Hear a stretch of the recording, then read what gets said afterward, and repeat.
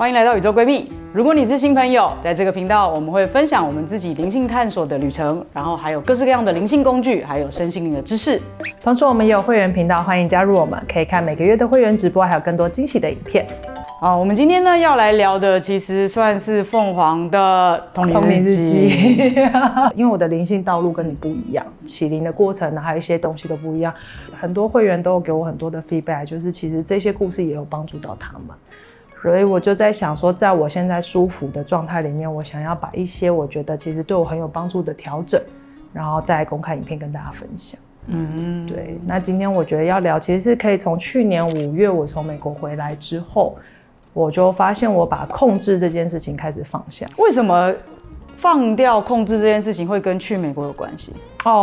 主要是因为美国有时差，是我在加州嘛，那台湾是比较早，加州的时间比较晚，所以等于是台湾发生过的事情，它已经发生。我睡醒的时候已经无力回天，对，无力回天的。所以说我只能在睡觉前的时候交代，比如说工作的事情，然后我就去睡觉。醒来的时候，这些人都把它做好，就是我的本业有很棒的团队在协助，就很像蓝色小精灵，是不是？讲完了去睡觉，哇，起来我家都打扫干净了，这样子。对，所以我也意识到说，你真的要放很多的信任给你的合作的人，而不是在一开始去担忧说他会不会做好这件事情怎么样，因为你每天醒来事情都已经结束了。对，然后其实因为我做事情都是非常非常有计划的，然后我记得我们重新相遇的时候，你也说我转速很快我们还在用 Modern 的时候，你已经有100枚或300枚在跑的那种感觉，所以我很容易焦虑以前，然后很容易紧张。我以前总是会觉得我一定要把每件事情都要看得很紧，他才会如我所愿。可是当我发现其实你信任你的伙伴，他们都有自己的能力的时候，其实你不用看这么紧，他们也可以帮你把事情做得很好。那我们要做的就是看着，然后如果真的有什么状况，我们一起去承担，一起去处理就好，而不是一开始紧抓着每个人一定要照这个方向走。对，这件事情是在生活上面的一个控制，但更延伸，我们如果说从身心灵的角度来看，这个控制放下之后，很多事情也跟着改变。比如说，我相信很多人可能在灵性探索刚开始，尤其是你可能会有一些身心灵的工具，你在学习的时候，你会想要帮助你的周遭的亲友。那我个性是一个比较鸡婆的人，以前就会觉得看不过，我就会想要帮。你有讲过，他就是我就会帮到我自己都累瘫了，我还在跟你说对不起，我没有帮上你。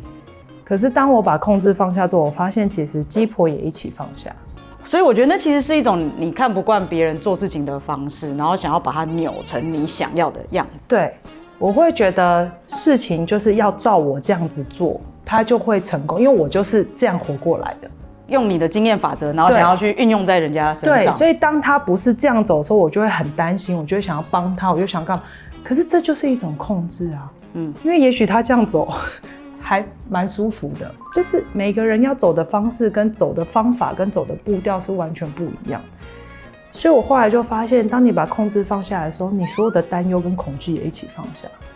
我觉得这其实也是一个去练习，去真的是去尊重每一个人他的地球的旅程。并不是说只有某一种样板才是对的。对，他可能每一个人来到地球上，他都有想要去体验的。他可能这辈子来地球是个休息站啊。对，但是如果我们很想要把每个人都变成一个样子的时候，可能反而去限制或是剥夺他的体验。对，但这当中有一个小小的一个陷阱，就是当你想要放下控制的时候，你要是真的放下，而不是我要不控制这件事情，其实那也是一种控制。举个例子，比如说我现在就知道你要犯蠢，是，然后我要告诉我自己说，我绝对不要告诉他要犯蠢。那我是不是在控制我自己，不去做这件事情？因为我的个性就是我看到我没办法不讲。我现在的做法是，我会真的就是找机会跟你说，你要犯蠢了。然后要不要犯蠢，我就交给你决定。其实就是在你刚开始可以通灵的时候，刚好身边又有一个朋友，他很喜欢找你问事情嘛，然后会不停重复的问，然后你那时候也会跟他说，你就是要这样那样。对，就是我跟一些就是我们拍看不见台湾的团队，我们想说，果然新的通灵人好像都会有这个镜头。对，因为他会觉得他接讯了以后，他其实看的比这个当事人其实有一个不一样的视角了。对，所以他会跟他说，其实你要这样做啊。我觉得也是因为我会鸡婆，所以会吸引到一直问问题的人出现在我身边嘛。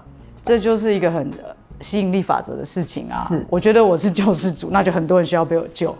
我觉得我是一个助人者，那就很多人需要被我帮助。对，所以我觉得我跟你的差别就是，我现在可以做到他不提问我不说，但是如果他提问我还是会说，因为我的个性就是会愿意分享我就是他不提问我不说，他问了，我想一下我今天有没有要说。对，这就是我们的差别。所以在控制这条路，其实它是一个逐渐在调整的过程，并不是说我从美国回来之后就一下水到渠成到这里。